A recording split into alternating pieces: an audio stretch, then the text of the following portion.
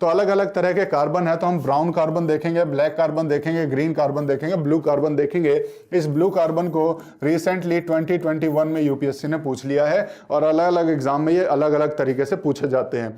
ठीक है, तो इनके बारे में पता होना चाहिए। सबसे पहले अगर हम देखें तो इन दोनों को एक कैटेगरी में रखता हूं, इन दोनों को एक कैटेगरी में रखता हूं। तो ब्राउन कार्बन क्या है और ब्लैक कार्बन क्या है? जो बेसिकली ग्रीन हाउसेस गैस हम बोलते हैं, जो एटमॉस्फेयर में जो कार्बन अवेलेबल है, जो बेसिकली ग्लोबल वार्मिंग में मदद कर रहा है, यानी कि ग्रीन हाउस गैसेस जितनी भी हैं, अगर हम देखें ग्रीन हाउस गैसेस जितनी भी हैं उसको हम कह सकते हैं वो हमारा ब्राउन कार्बन है।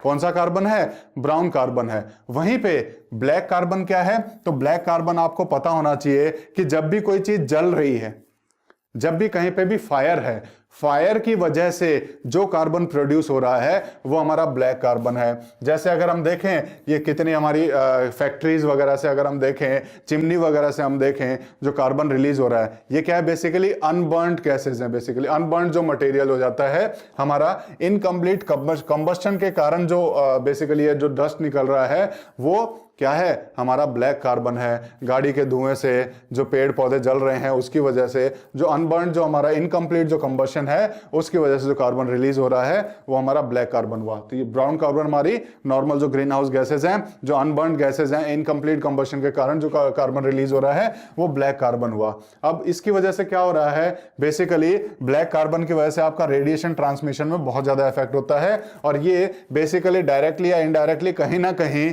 एल्बेडो इफेक्ट को रिड्यूस करते हैं। ठीक है, इतना इसके बारे में हमें पता होना चाहिए, जो यूपीएससी पूछ सकती है आगे कभी भी, तो या फिर कोई स्टेट पीएससी भी इसके बारे में पूछ सकता है। अब हम चलते हैं ग्रीन कार्बन और ब्राउन कार्बन। इससे पहले एक वर्ड का आपको पता होना चाहिए, उसको हम बोलते हैं कार्बन सीक्वेस्ट्रेशन।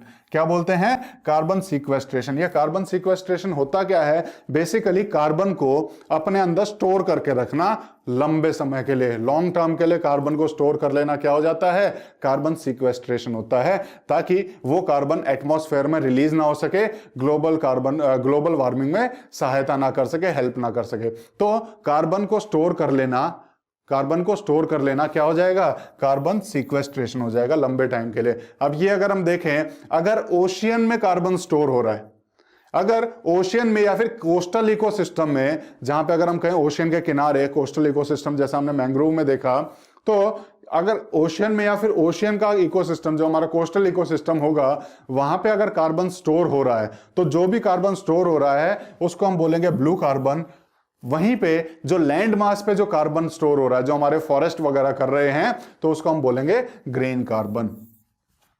समझ में आया ग्रीन कार्बन और ब्लू कार्बन में अंतर? जो ओशियन और ओशियन के आसपास जो कोस्टल एरियाज हैं वहां पे जो कार्बन स्टोर हो रहा है वो ब्लू कार्बन है, और जो लैंड मास पे अगर हम देखने की कोशिश करें, तो वो कहां पे, वो क्या हुआ? वो हमारा ग्रीन कार्बन हो गया।